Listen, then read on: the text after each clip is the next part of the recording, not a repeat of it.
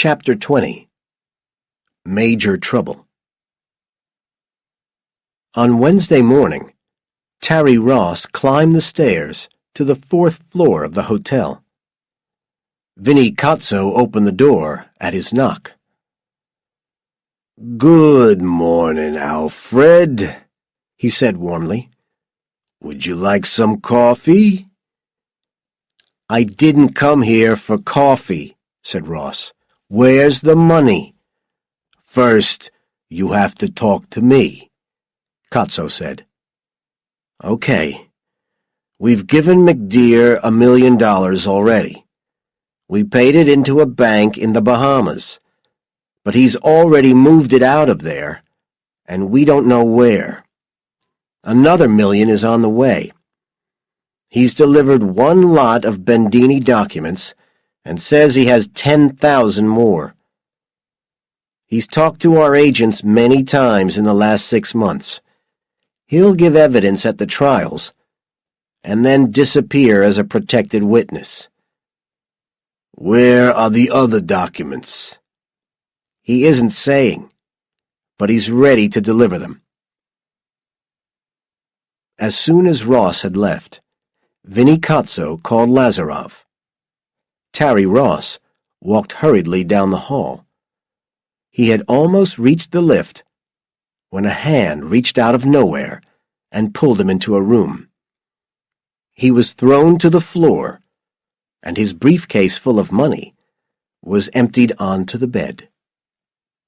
"You disgust me, Ross," said Voiles. "I can't believe it's you. What did you tell Cozzo?" Ross began to talk. Devasher ran down the stairs to the 4th floor and burst into Locke's office. Half the partners were there, and the rest were on their way. He quickly told them what Cozzo had told Lazarov. "The FBI have had plenty of our files for about a week already. They haven't moved. That must mean that this first lot of files is clean. McDear was just warming them up. He's in it for the money. But we have to suppose that the next lot of files will destroy us. Where is McDear?" Milligan spoke. "In his office. I just talked to him. He suspects nothing." "Good. He's due to leave in 3 hours for Grand Cayman, isn't he, Lambert?" "Yes, around midday." "The jet will never arrive. There'll be an explosion." "The jet?" asked one of the partners. "Yeah, the jet. Don't worry, we'll buy you another toy. Lazarov is on his way. As soon as we've got rid of McDear, we're going to look long and hard at this operation and make whatever changes are necessary." Locke stood up and said to Lambert, "Just make sure McDear's on that jet." Mitch's secretary picked up the phone. "Mr. McDear's office," she said. "I need to speak to him," the man's voice said. "I'm sorry.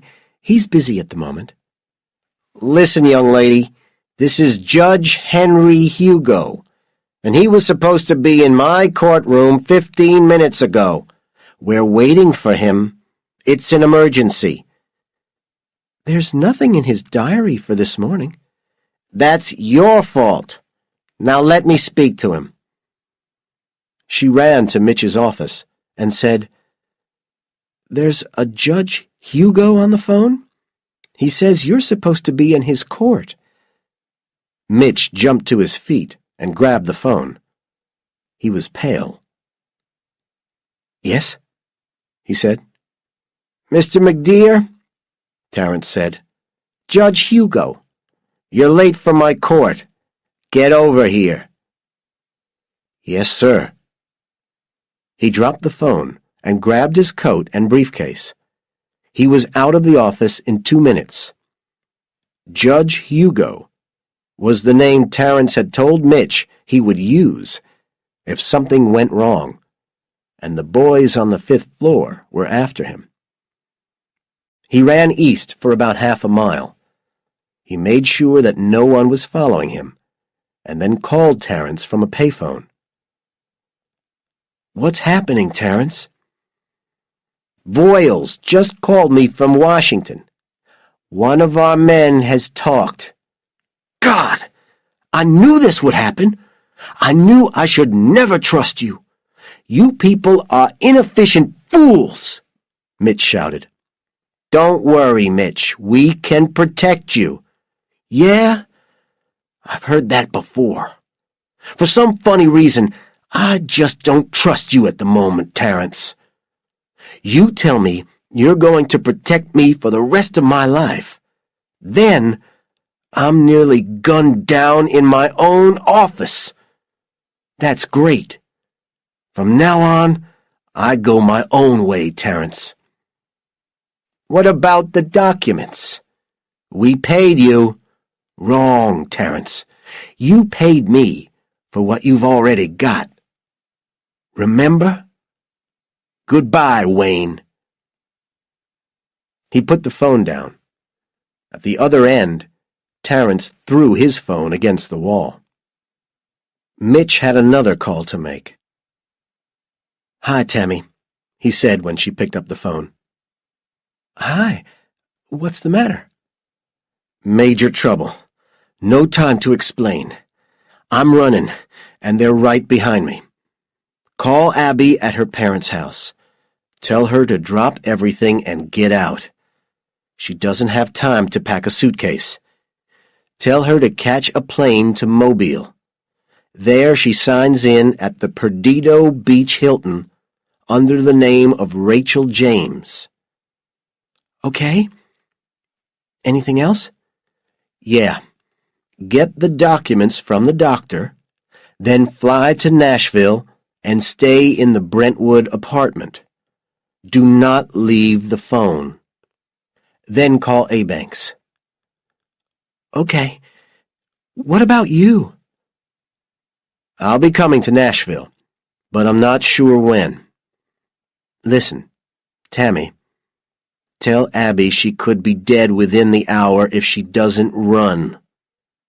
Move." "Okay, boss." At the airport, Mitch bought several tickets in his own name for various destinations around the country.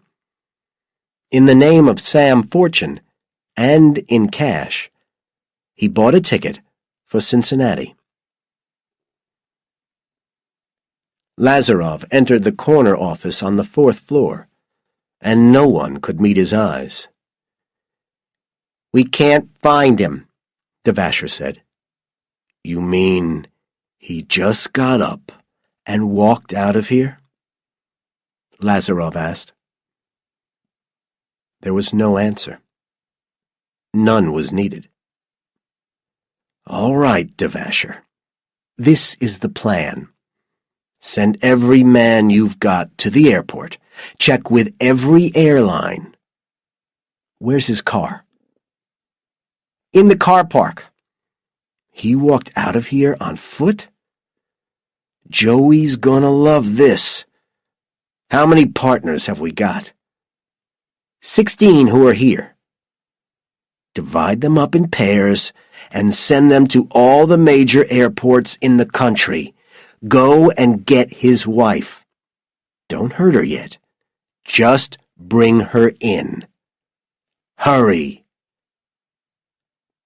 Voiles had also come down to Memphis. At that moment, he was in Terrence's office, giving very similar instructions to his men as Lazarov was giving to his.